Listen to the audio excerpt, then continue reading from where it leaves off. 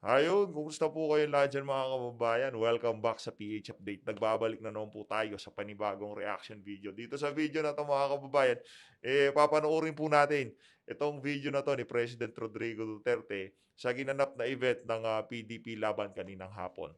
At dito sa video na 'to mga kababayan, papakinggan po natin ang mga punto de vista nito si President Rodrigo Duterte doon sa pagkaka-contempt nitong si Ka Eric at nitong si Doktor Lorraine Badoy. Kaya naman para dun sa mga congressman, na nagpa-contempt dito kay Ka Eric at kay Doktor Lorraine Badoy, makinig po kayo kay dating Pangulong, President Rodrigo Roa Duterte. At doon naman sa mga tumutulong na mga congressman dito kay Franz Castro, makinig din po kayo sa mga sasabihin dito ni dating Pangulong Rodrigo Duterte. Kaya naman mga kababayan, eto na po ang buong video. Pakinggan po natin. Shoutout kay Senator Robin Padilla. Galing po sa kanya itong footage na 'to. But there is, as you have realized, ayaw ko nang pahabain ang istorya. Okay. There has been a lot of missteps, mishaps. Mm. Natawag sa pandol sa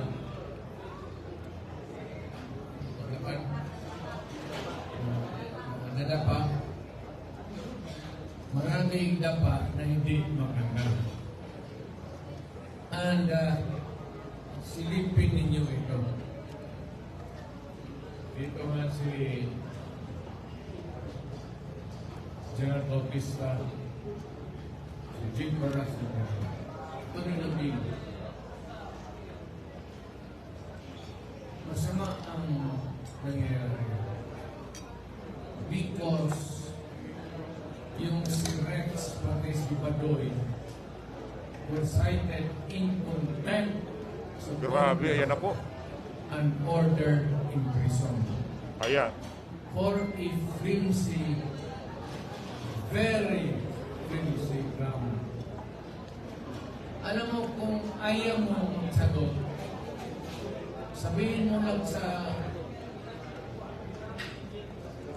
committee, yung kanyang I cannot reveal my source because it will destroy my job.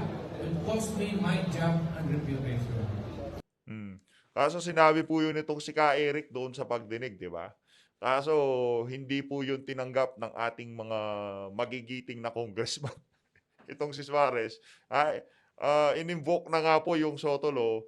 Ayun, dahil nga ayaw po talaga sagutin, pinakulong, kinontempt itong dalawang broadcaster na to. Iba na po, no?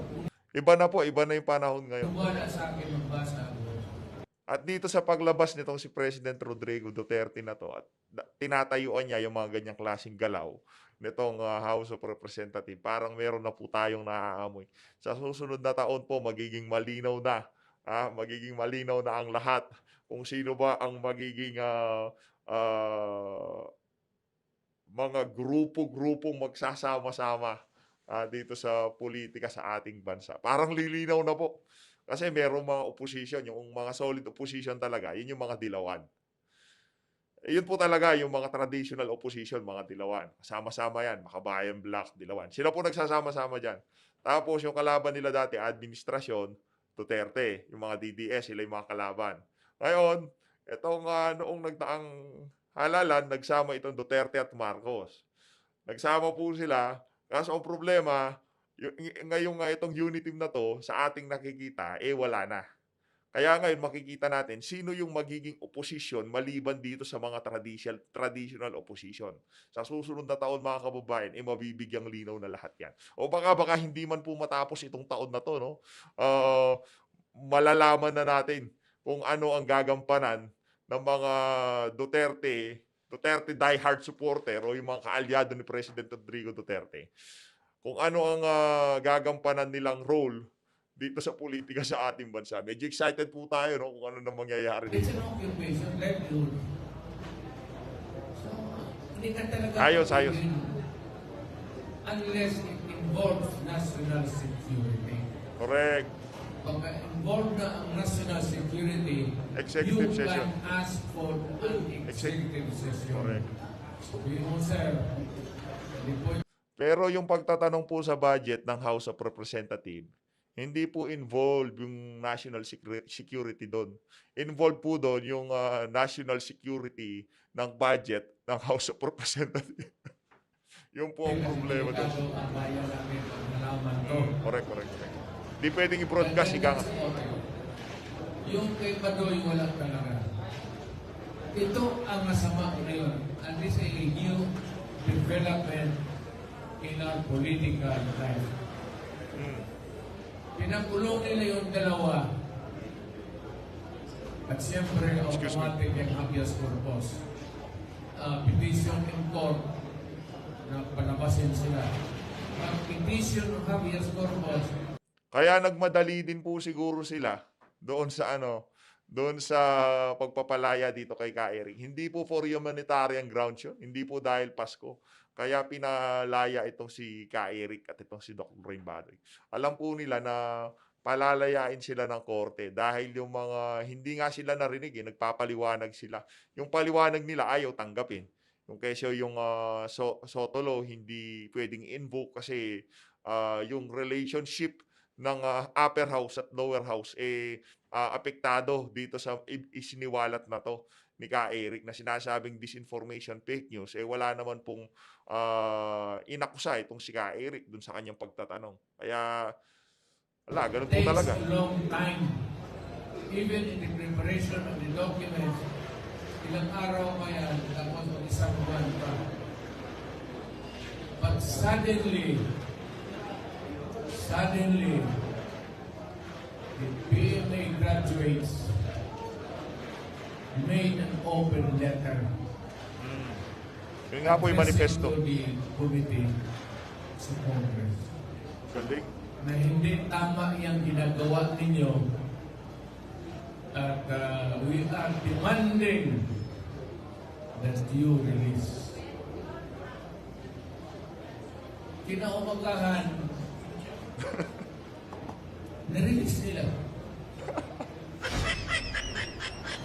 Ibig sabihin, natakot sila. Ayun. Nasa Supreme Court, wala pa yung habeas Ay! Si Senator Christopher Sengo! Shout out kay Sengo. Senator, ayan, tapang at malasakit. Yan po si, si Senator Christopher Bongo, no? Oh, tama yung sinabi ni Tatay Diggs. Pinalaya po sila agad. Ayun, meron tayo. Senator Christopher Bongo pala. No, shout out kay Sengo. Natakot sila sa military. Sen, ba't ako nandyan tayo? Military, at it had to take the military to correct. By and large, the military should not be tinkering Si Idol with Binoy. our processes, Senator Binoy. either political, civil, or ang problema nito, because there was this patent, clear violation of the Constitution, ang mga sundalo hindi na nakatiis. Sabi nila, well, you can read between the lines, that you are violating the Constitution. You are destroying the very Constitution that, kayo mga Ilocano, kami mga Bisaya, yung iba taga-Pulo, Zamboanga, Bicol, Quezon Province, Ifugao. Suarez. Alam Uy, Suarez! tayo lang sa isang dito, hindi tayo magkakaintindihan. Hindi tayo magkakaintindihan. Ayaw natin bumati na din. What holds us together? Bakit tayo madali na, kumusta ka? Because of the political process under a document. And that document, papel lang yan, holds the fabric na hindi tayo magtayo-walay. And that is the Constitution of the public. Grabe, baklase. Pag yan ang ginalaw mo, magkagulo talaga tayo. Kaya itong Congress, they have been citing people in contempt. Ilang beses na yan. The coercive power to declare a person in contempt of Congress is not exercised without any valid Hindi ang basta-basta na papilan na pinapalabas ng mga could be in courts. Dahil mayroon talaga yung punitive powers ng court to enforce the order and everything, to maintain justice. Pero itong Congress, somebody should tell them not to exercise the power unnecessarily kasi Kailan po kaya mangyayari sa atin to? Yung nangyari sa Japan na yan. No? Kailan po kaya mangyayari sa atin to? No? Makakapal po kasi ang mukha ng mga politiko sa ating bansa. No? Makakapal ang mukha. Kahit na meron ng kaso sa ombudsman, suki na sa ombudsman, wala pa rin po. Ganon po kakapal ang mga politiko dito sa ating bansa. Kailan kaya mangyayari yan? No? Demokrasya sa Japan. Ako alam ko na. Alam, taga-Davao, sabi ko, papasok ang military dito. Hindi nga ako nagkamali. Idol! Papasok talaga ang military, sabi ko. Idol po natin yan. Kasi nakita na namin yung military na balbas abuso sa gobyerno.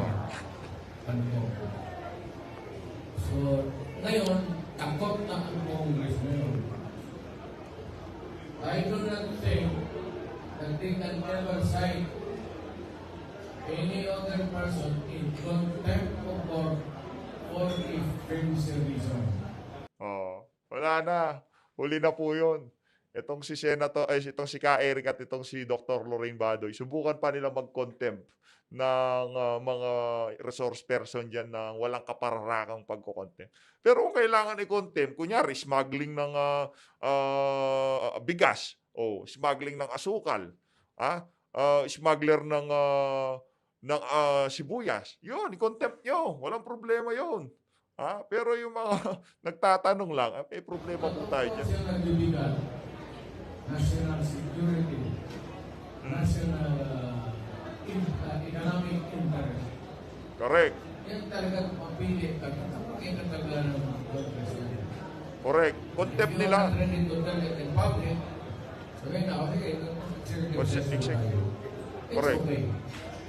Pero mga yung reason na alam mo, Pares, makinig. kaibigan ko yun kaibigan ko ito si Kumalbet. Yung pagtanong na totoo ba yung 1.6 billion? 1.8. Never wrong. Yo. Hindi mo pwedeng sabihin mo, disiplinahin mo ang tao pag tinanong ka ng ganon. Utang na bayad ka ng tao, pera nila yung tinatanong nila. Ouch. Why should you respond with anger? Pares. Mga siyaw-siyaw po kasi yung mga natin yung congressman eh. Tinanong lang, nagpatawag ng hearing. Anong klaseng kabalbalan yun?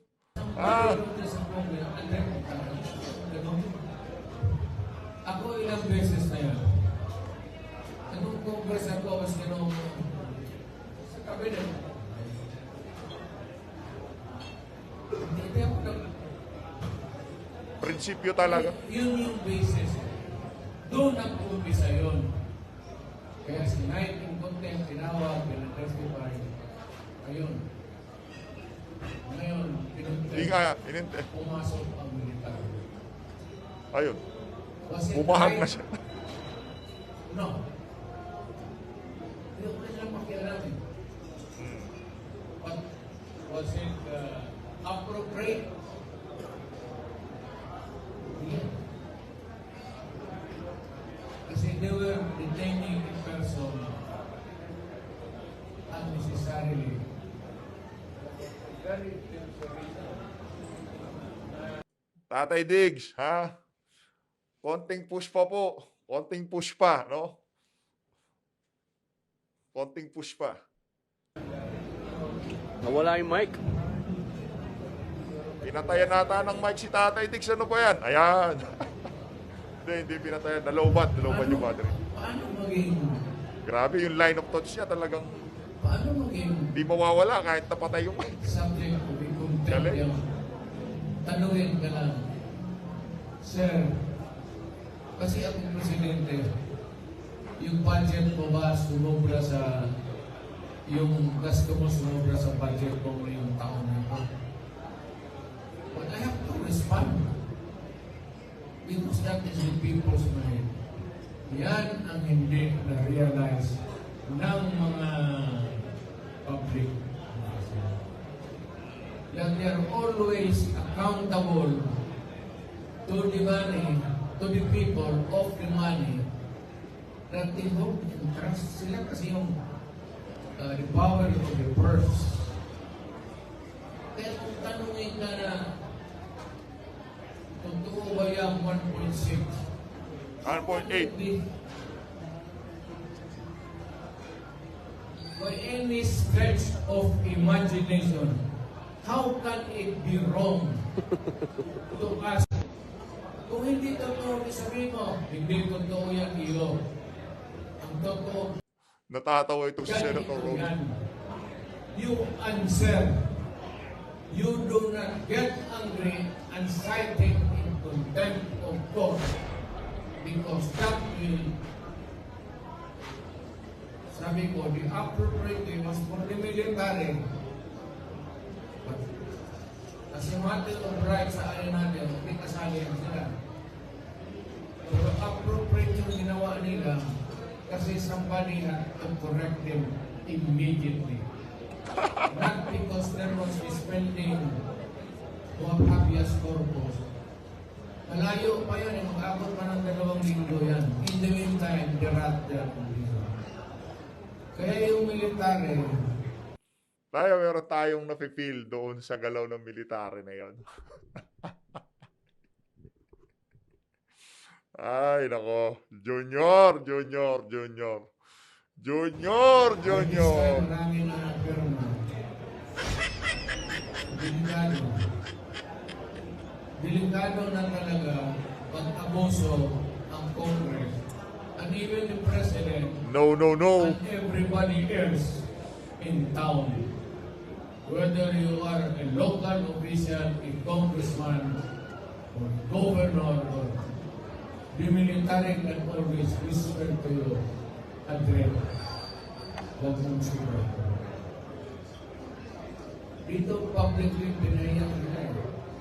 Kinabukasan, nirelease nila. Takot. Takot pala kayo dyan eh. Ano, Suarez? Tambunting. Takot pala kayo. Because of that letter from the PMA, natakot sila. Takot. Oh, wala pala kayong ano eh. Danger when you toy. Gawin mong laruan ang Constitution. Ito ngayon, pag binis niya ng bago dyan, ganon pang ugali nila sa Congress. Bantay kayo. Bantay kayo.